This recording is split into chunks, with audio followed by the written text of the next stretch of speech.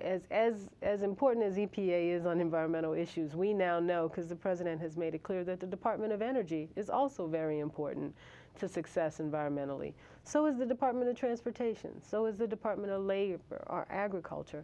So I think one of our fundamental roles here at EPA will be to export what we know and to really champion the idea of environmental justice being brought to the decision-making table in those other agencies as well.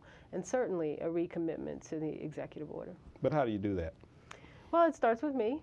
I take very seriously the fact that as leader of this agency and as a fellow cabinet member, I have to be a champion for those issues at the cabinet table and within the Green Cabinet and across government with the President, of course, as well.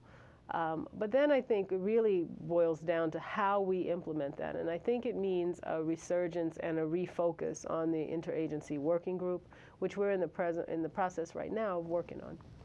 Does that mean that you will be sending out notices to the other agencies, or?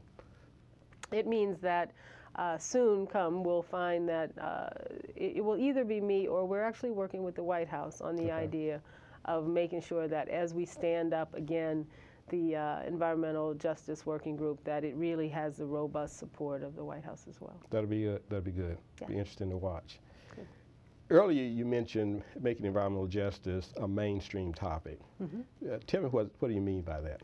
Well, I think that the roots of the environmental justice movement and most Americans' vision of it is that it's something over there. Right. It happens in a community that's not mine.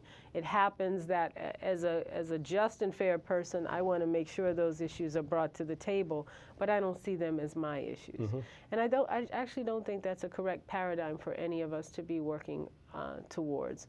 We know that rarely is pollution entirely localized. Right. And so from a justice perspective, sure, I care about a community in Houston, say, that may be suffering the ill effects of air emissions from the refineries that are located right next to them.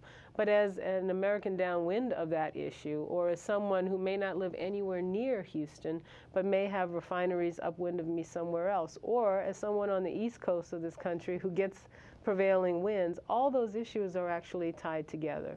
And I think that it is very much Americans' central view that clean air and clean water and clean land are their rights as Americans.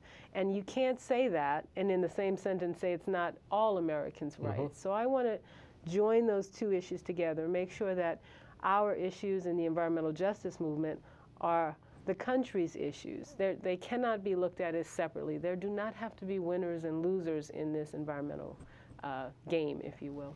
So now that's sort of a different take from the environmental justice argument from 15 years ago. Would you agree? I would, but I also think that most environmental justice advocates have moved forward and led the movement to different places. For instance, when I talk to environmental justice advocates today, they're just as likely to talk about wanting to share in this green economy that President Obama is trying to build around energy and saying, listen, we want to make sure that we still are redressing the issue that these new facilities in our communities have to be clean. We have to have a voice in whether or not they're sited, how they're sited, who gets employed, all those important issues that the environmental justice movement brought to the table and advanced over decades. And thank God they did. But now they're also looking past that to say, if we're looking at a new economy for this country, if we're looking at the fact that this economy is going to be built on clean energy, we want to make sure that we are part of that discussion as well. That whatever system we have for dealing with carbon pollution doesn't leave us out of the mix or isn't based on the assumption that the same old plants are going to operate in the same old neighborhoods in the same old way. So are we looking at a new environmental justice now versus the one from years ago when the crowd was at the table, we want to be involved in the decision making, to one that says we want to be involved in the decision making, but we want to participate as well in the activities? I hope so. And reap the benefits. I hope so. I mean, I wouldn't presume to speak for the leaders of the environmental justice movement who have brought it so far, including yourself.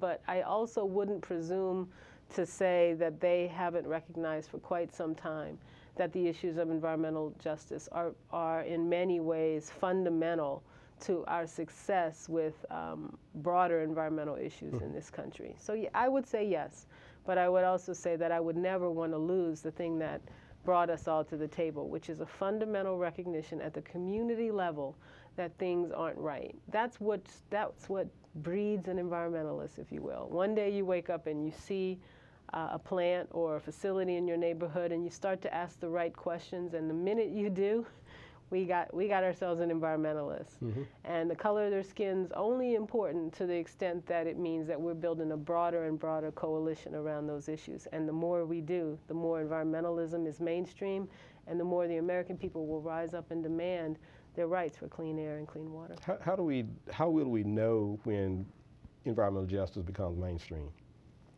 That's one of those, you know it when you see it, I guess, arguments. Listen, I think people rightfully say, listen, we have an African-American president. We have an African-American woman as head of the EPA.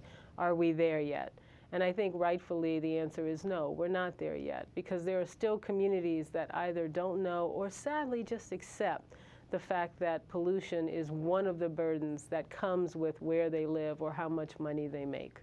And that's when we get to that point where it is not determinative to look at your income, mm-hmm.